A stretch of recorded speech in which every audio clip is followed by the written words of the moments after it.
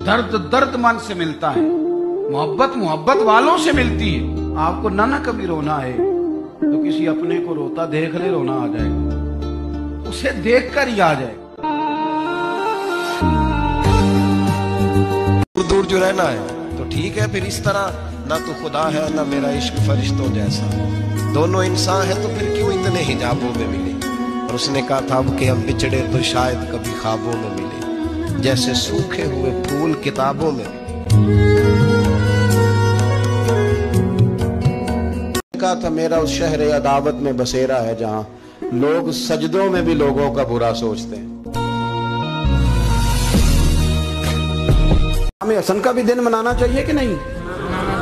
आपको पता है ये कायनात का वो अजीम शख्स है हसन इब्ने अली, वो अजीम हस्ती है जिसने ताज छोड़ दिया, तख्त छोड़ दिया, पर नबी पाक की उम्मत को जोड़ दिया। नबी करीम ने इनको अपने साथ बिठा के कहा था, सही बुखारी में मौजूद है, कहा ये मेरा बेटा हसन सैयद है, या मुसलमानों की दो जमातें लड़ेंगी तो ये सुलह कराएगा। हजरत इमाम हसन ने तख्त छोड़ा, ताज छोड़ा, लेकिन मुसलमानों को आपस में इतनी बड़ी कुर्बानी। हम जब छोटे होते थे तो घरों में बहन भाइयों की, हत्ता के बड़ों की भी दौड़ लगी होती थी। कुरान मजीद सारा सारा दिन तिलावत होती थी और एक दूसरे से पूछे कितने सिपारे हुए, मैं नहीं बताऊंगा, तू पहले बता तेरे कितने हुए। और अगर वो पूछने को आ जाते थे, देखने को आ जाते थे कौन सा पारा पढ़ रहे हैं, तो छुपाया जाता था। मैं किस दर्द से ये बात करूं।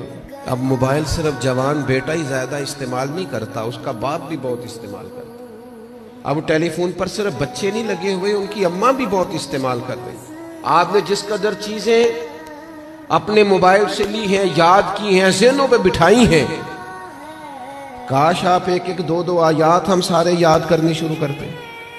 इमाम हसन ने को लंबा वक्त नहीं अपनी वालिदा के साथ गुजारा। छोटे थे तो सैयदा फातिमा ज़हरा रज़ी अल्लाह ताला अन्हा विसाल कर गई।